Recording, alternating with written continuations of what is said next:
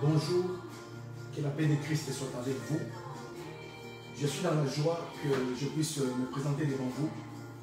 C'est l'évangéliste David Makonzambi, Papa Archie, l'archibishop de Paris.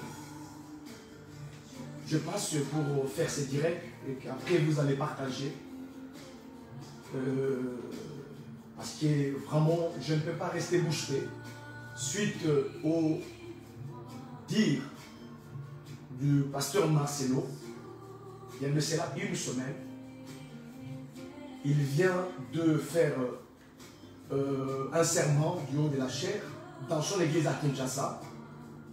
Nous tous nous suivons, où on a suivi ces messages, où le pasteur il est en train de lancer un appel à tous les expatriés. Il a fait allusion en particulier aux Congolais.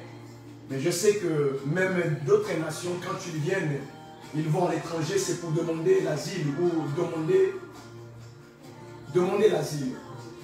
Alors le pasteur il a dit que toutes les personnes qui sont à l'étranger, qui n'ont jamais, qui ont changé de nom, qui ont changé d'âge, et toutes ces personnes-là, pour qu'ils aillent au ciel, ils doivent rentrer au Congo et commencer à refaire les choses. Alors, nous avions regardé les dires du pasteur à la lumière des Écritures. Nous avons compris que le pasteur, il a débordé. C'est l'excès de zèle. Et c'est aussi cette maladie qui est chez mes compatriotes congolais en général et en particulier chez le pasteur. Nous avons un problème de gérance du succès et de la gloire. Nous ne savons pas gérer la gloire, nous ne savons pas gérer le succès.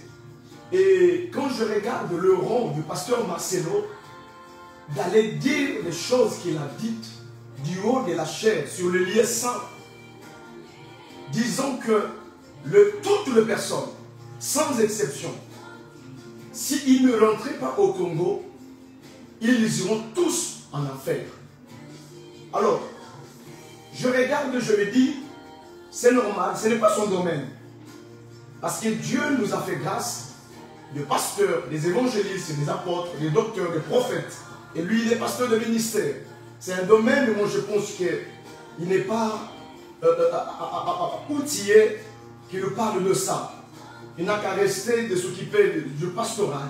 C'est un domaine où moi je dis qu'il devrait laisser ça aux évangélistes et aux apôtres, je dirais. Oui, tous les chrétiens peuvent prêcher le message du salut, mais il y a un accent tout particulier quand un évangéliste parle du salut, ou pour le salut des âmes. Je voulais maintenant répondre au pasteur Marcelo à deux volets. Premier volet d'abord, je voulais que nous sachions sur comment l'on parvient au salut, ou comment on arrive à obtenir le salut. Un jour, Jésus, dans Jean chapitre 3, Jésus s'entretenait avec un docteur de la loi, du nom de Nicodème. Et quand les Juifs l'ont vu avec Nicodème, sachant que Nicodème il était un homme pécheur parce qu'il récoltait des impôts, il prélevait l'argent sur les gens et il punissait beaucoup de gens. Et les gens n'étaient pas contents de voir Jésus avec c'est un homme pécheur. Mais je voulais vous signaler que Jésus, il n'était pas venu pour des hommes de bonne santé. Jésus il était venu sur la terre pour des malades. Jésus était venu sur la terre pour des gens qui n'ont pas de bonne vie. Et Jésus, il avait raison d'aller dans la maison de Zachée. Il a dit, Zachée, il a posé la question à Jésus, Seigneur, que devrais-je faire ou que dois-je faire pour rentrer dans le royaume de Dieu ou dans le royaume des cieux? Jésus lui a dit, pour rentrer dans le royaume de Dieu, il faudrait que tu naisses de nouveau.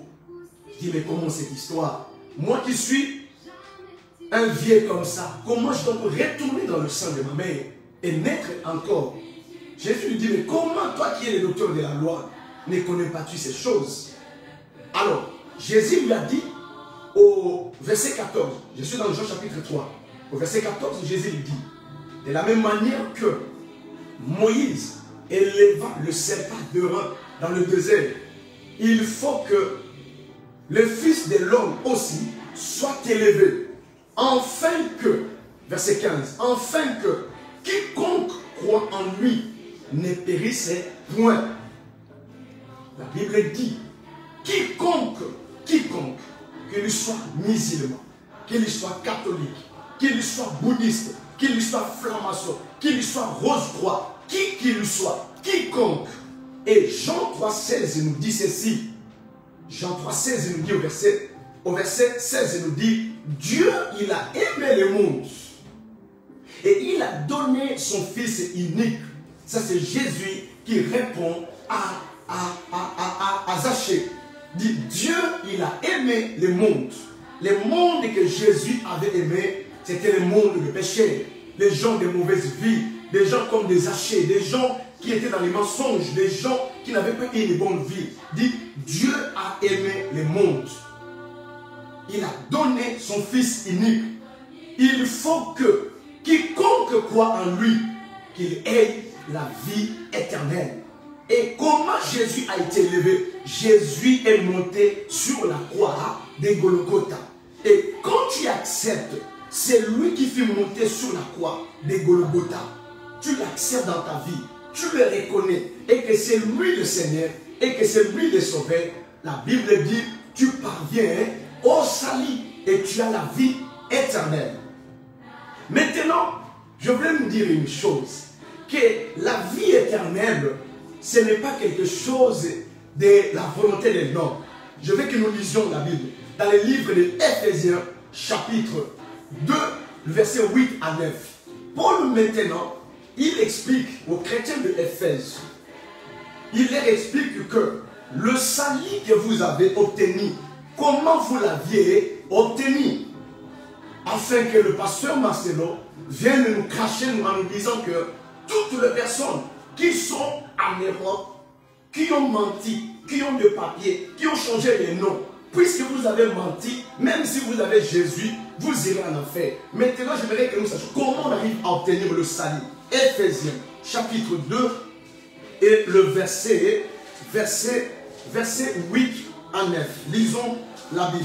Éphésiens. Je suis dans Éphésiens. Je lis la parole de Dieu. La Bible dit ceci. En effet, c'est par la grâce que vous êtes sauvés, par les moyens de la foi. Et cela ne vient pas de vous. C'est le don de Dieu. Ce n'est pas par les œuvres, afin que personne ne puisse se vanter. Parole de Christ. La Bible dit, en effet, vous voyez le salut que nous avons là, Pasteur Marcelo, le salut que nous avons, que nous ayons de papier ou pas, que les gens changent de mots ou pas, ça n'a rien à voir avec le salut. Parce que le salut, nous l'avions obtenu par la grâce au moyen de la foi. La Bible nous dit que ce n'est pas par l'effort de quelqu'un, ce n'est pas par des œuvres, afin que personne ne s'en glorifie. J'ai l'impression que même quand tu prêches sur le message de la sainteté, parce que tu n'as qu'un seul message que tu prêches, et le deuxième message c'est là où tu parles du mariage, tu n'as qu'un seul message, tu parles de la sainteté. Selon toi, Pasteur Marcelo, et moi je vais te révéler une chose, que la sainteté que tu prêches là, ce n'est pas la vraie sainteté. Tu prêches la sainteté marketing, la sainteté pour attirer l'attention des gens sur toi, mais pas sur Christ. Ça c'est la sainteté marketing que tu prêches, Pasteur Marcelo. Nous sommes sauvés par la grâce, au moyen de la foi. Et cela, ce n'est pas l'effort de quelqu'un, ce n'est pas par nos œuvres, afin que quelqu'un s'enorgueillisse. Même nous qui sommes sauvés, on ne devrait pas frapper la patrie. Parce que nous autres aussi, comme nous dit Éphésiens chapitre 2 aussi, au verset 11 à 12, nous dit que souvenez-vous que vous étiez en ces temps-là, privés des droits de cité en Israël, étrangers aux alliances de la promesse de Dieu, nous qui étions jadis éloignés. La Bible nous dit, nous avons été rapprochés par le sang de Jésus. Voilà pourquoi dans dans 1 Pierre chapitre 1er, verset 18, la Bible nous dit que nous sommes rachetés par un grand prix. 1 Pierre chapitre 1er, verset 18 à 19. La Bible nous dit que nous avons été rapprochés par un grand prix. Quel est ce grand prix? C'est par le sang de Jésus-Christ de Nazareth. Et Paul va encore aller très loin, expliquant aux chrétiens de Rome, dans Romains chapitre 5 là-bas, au verset 1er, Paul leur dit, du fait que vous avez été rachetés, sachez-le que vous avez été justifiés Un homme racheté, c'était un homme qui est juste. Un homme juste, c'est un homme qui a été justifié par le sang de Christ. Et toutes ces choses, l'homme, il n'a aucune démarche à faire. Et la démarche que l'homme doit faire, c'est tout simplement de libérer la foi ou d'avoir la foi. Voilà comment on parvient au salut. Et la Bible dit que personne ne s'enorgueillisse. Pasteur Marcelo, on parle du sang d'Abraham. Notre père Abraham, qui nous a précédés au paradis. Combien de fois il a menti? Ici, je ne dis pas aux enfants de Dieu qu'allez-y mentir. Non. Combien de fois? Je vais te recommander d'aller chez le pasteur Sonny Kafuta qui parle de la haute sagesse de Dieu. Dans la haute sagesse de Dieu, il y a des choses de foi. Dieu nous dit que tout lien va fouler la plante de notre pied. Elle nous est donnée comment? En possession. Pasteur Marcelo, dans ton église, tu te rappelles, dans des années, tu priais pour tes enfants qu'ils viennent en Europe. Vous allez partir en Europe. Amen. Vous allez voyager. Mais quand tu leur disais ça, tu ne t'es jamais posé des questions que les pays où ils vont y aller, comment ils vont vivre, comment ils vont survivre. Mais si on demande de l'asile, pasteur, combien de fois on a changé de nom dans la Bible? On parle du nom de Hadassa. Ce n'est pas un nom à lui. C'est un nom de Dieu, un nom des étrangers. On parle de Daniel. Ce n'est pas les noms juifs, c'est les noms des étrangers, pasteur. Laisse-moi vous rappeler une chose. Pasteur, je pense que l'exemple de pasteur Alpha Lucao, je cite bien son nom, je n'ai pas voulu faire l'audio parce que vous croyez que vous qui êtes vous au Congo là-bas, vous c'est quelques pasteurs, surtout avec ton frère, pasteur Roger Baka, vous insultez le peuple de Dieu. Vous faites les choses, moi je pense que exprès. Vous croyez qu'il y a des gens qui ne sont pas là, qui ne peuvent pas parler. Il y a des gens qui peuvent vous parler. Il vient de prêcher en disant il a dit la fois passée que ainsi dit l'Éternel, si les gens qui sont en Europe, ils ne rentraient pas, il y aura l'Apocalypse. Nous sommes au mois de septembre. Tu vas demander à ton collègue Roger Baka, où est l'Apocalypse? Et toi aujourd'hui, je vais te rappeler encore ton mauvais souvenir. Il y a quelques mois passés, tu as craché sur l'église catholique en disant que toutes les personnes qui sont dans l'église catholique, ils iront en enfer. Pasteur Marcelo, qui t'a dit que la sainteté c'est le fait de tailler, d'avoir une collection de chemises et de cols Mao? Qui t'a dit ça, que la sainteté c'est le fait de changer le nom de Jésus, tu as Jésus comme dit le pasteur de Niles? Qui vous a dit que la sainteté c'est le fait de changer de démarche ou de changer le français? Nous sommes saints, nous sommes justifiés à cause de Jésus. C'est Jésus qui fait de nous de saints. Pasteur, si vous ne demandez pas pardon aux enfants de Dieu, si vous ne demandez pas pardon aux enfants de Dieu, sachez-le que la porte de l'Europe, elle vous est fermée. Si vous ne demandez pas le pardon aux Européens, aux chrétiens, vous savez pourquoi tu t'es donné le luxe de dire ce que tu as dit du haut de la chair? C'est parce que le temple que tu t'es acheté, la parcelle que tu t'es acheté à l'imiter, grâce à l'argent des gens de l'Europe. Pasteur Marcelo, je parle avec une colère sainte. Vous avez abusé. Vous prenez les gens de l'Europe, c'est comme si de vos marchepieds, ou c'est comment? Vous pouvez les insulter, vous pouvez dire des choses. Il y a des gens, désormais, il y a des gens qui peuvent s'élever pour parler pour les gens qui sont en Europe. Et je me lève pour parler contre toi en tant qu'évangéliste et l'archbishop de Paris. Je te regarde en face, pasteur Marcelo. Je vais te poser la question. Selon toi, le péché, c'est seulement l'impudicité, comme tu le prêches. Mais moi, je vais te rappeler aussi que le mauvais cœur que vous avez, que toi tu as, ça va t'amener en enfer. Je vais te rappeler où est le pasteur Guy Roger Dangui, avec qui tu as commencé l'église La Compassion. Il est aux États-Unis. Pasteur Guy Roger Dangui, il est aux États-Unis. Est-ce que tu le calcules? Est-ce que tes enfants le connaissent? Mais c'est avec cet homme de Dieu-là, pasteur, je cite bien son nom, il est aux États-Unis. Pasteur Guy Roger Dangui. Est-ce que tu les connais? Est-ce que tu les calcules? Il y a d'autres pasteurs avec qui tu as commencé l'église. Tu ne les calcules pas. Je vais encore aller très loin avec toi, pasteur Marcelo. Tu sais comment tu es rentré dans la francophonie? Mais ce sont les gens de l'Europe qui ont fait que grâce à leur forfait, ils ont l'internet, qu'aujourd'hui, que les gens t'ont connu. Est-ce qu'au Congo, les gens ont les mégas, par exemple? Ils n'ont pas les mégas. Dans ton église, là, par exemple, tu veux me dire que c'est dans ton église ou que grâce à ton église que les gens t'ont connu, pasteur Marcelo? Tu es rentré dans la francophonie. C'est grâce, je cite bien, au ministère de notre prophète Blaise Manzarbi, par l'entremise de sa femme, maman, Lise Manzambi, et la Casarema. C'est grâce à Casarema. Combien de fois tu as organisé cette activité pour inviter Blaise Manzambi venir prêcher chez toi? Si tu es connu en Europe et que les Castanos t'ont connu, les Sanogo ils t'ont connu, c'est grâce à Blaise Manzambi et son ministère. Combien de fois tu l'as déjà invité? Combien de fois tu l'as déjà honoré? Tu dois beaucoup à la famille de Blaise Manzambi.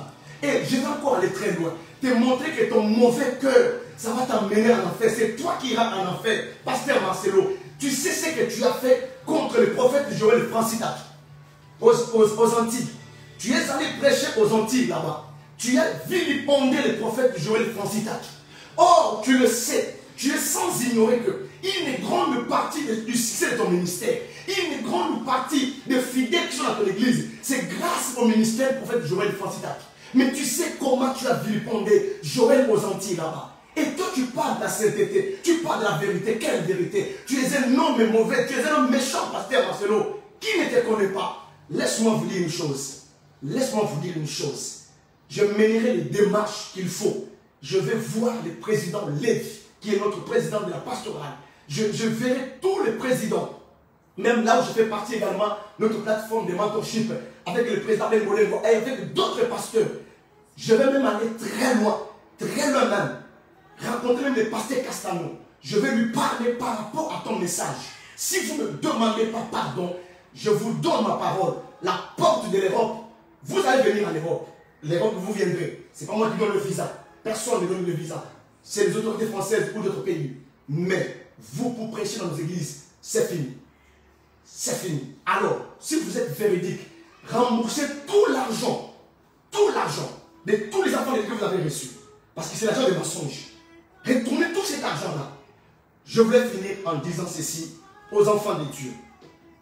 Vous, les enfants de Dieu, qui allez suivre ces vidéos, vous savez que c'est à cause de vous aussi que ces pasteurs ils ont le luxe de cracher sur nous comme ça. Vous avez des pasteurs en Europe. Pourquoi ne valorisez pas tout le temps daddy? Tout le temps, j'ai mon pasteur qui monte à Mangué, il ne monte pas. Ce sont des menteurs. Je lance un appel sur la main à tous les enfants de Dieu, partout où vous êtes. Valorisez vos pasteurs ici en Europe, partout où vous êtes. Dans n'importe quel pays vous êtes, la Bible dit, tout lié va fouler, la plante de tes pieds, je te l'ai donné en possession. Valorisez vos pasteurs, aimez vos pasteurs, financez-les, accrochez-vous à vos églises. Ce pasteur-là, il vient s'enrichir dans leurs églises. Je vais vous révéler, si le message du pasteur Marcelo, elle était puissante, ça pouvait changer le vie des gens. Pourquoi son église est remplie de pédés? Pourquoi son église est remplie des homosexuels? Pasteur Marcelo, ton église, elle est régorgée des homosexuels. En quoi ton message elle est efficace? Et tu te permets d'insulter les gens qui sont à l'étranger. Laisse-moi vous rappeler, si vous ne le savez pas, il y a des hommes, des femmes, de pasteurs, de prophétesses, des apôtres, des docteurs, des hommes et des enfants de Dieu vivant à l'étranger, craignant Dieu, marchant dans le Saint-Esprit, qui font un travail formidable. Pasteur de l'Europe, vous êtes aux États-Unis, vous êtes au Congo, je parle en tant qu'évangéliste, vous me connaissez très bien, David Makonzambi. Je suis pasteur responsable de l'église, la foi puissante de la mission mondiale, le message du salut. Je lance un appel sur la mer. Barrez la route à ces messieurs qui ont le luxe de continuer à cracher sur des gens qui l'ont aidé, qui l'ont fabriqué. Au Congo, il n'y a pas assez de mégas. Les gens qui vous suivent, qui vous consomment, c'est les Européens. Et c'est grâce à Blaise Manzambi, par l'entraînement de Casarema, que vous êtes rentré dans la francophonie. Combien de fois tu as invité Blaise Manzambi prêcher dans ton église? Et Guy Roger Dangui, avec qui tu as commencé la compassion, est-ce que tu les connais encore? Et tant d'autres pasteurs, est-ce que tu les connais? Un peu de respect. Si vous ne demandez pas pardon à tous les enfants de Dieu, à tous les pasteurs, à tous les expatriés qui sont en Europe, laisse-moi vous rappeler que cette fois-ci, vous allez nous rencontrer sur votre chemin. Trop, c'est trop. Assez, c'est assez. Voilà. Que la paix de Dieu soit avec tous les enfants de Dieu partout où vous êtes. Soyez dans la paix. Les standards que vous avez, personne ne vous les ravira. Possédez le pays là où vous êtes. Vivez, allez de l'avant. Et je vais rappeler au pasteur Marcelo que nous sommes des Joseph. Je voulais attendre un amen fort. Nous sommes des Joseph. Même si on mourait ici, nos enfants retourneront. Joseph est mort en Égypte, regarde. Joseph est mort en Égypte, mais Joseph est allé. Il est allé avec ses frères. Abraham, plutôt, Moïse, il a ramené les ossements de Joseph. C'est ce que nous sommes. Dieu nous avait envoyés ici pour que nous venions et que nous travaillions, pour que nous assurions à manger à nos frères. Et c'est ce que nous faisons. Nous avons assuré ton ministère, nous avons assuré ton église. Tu as acheté des télévisions, tu as construit l'église, tu as acheté les bâtiments grâce à l'argent des expatriés que tu as caché. Pasteur Marcelo, gare à vous. Si vous ne demandez pas pardon, la colère de Dieu descendra sur vous. Tous les suyeurs des enfants de Dieu qui travaillent jour et nuit et que vous allez cracher sur eux, ça va crier sur vous et sur ta famille. Voilà le message que je voulais passer aux enfants de Dieu. Que le salut que nous avons, nous l'avons obtenu par la grâce au moyen de la foi. Et personne ne le ravira. Restez attachés à Dieu. Que la paix de Dieu soit avec vos esprits. Et que l'amour de Dieu vous accompagne partout où vous êtes. Au nom de Jésus-Christ de Nazareth. Amen.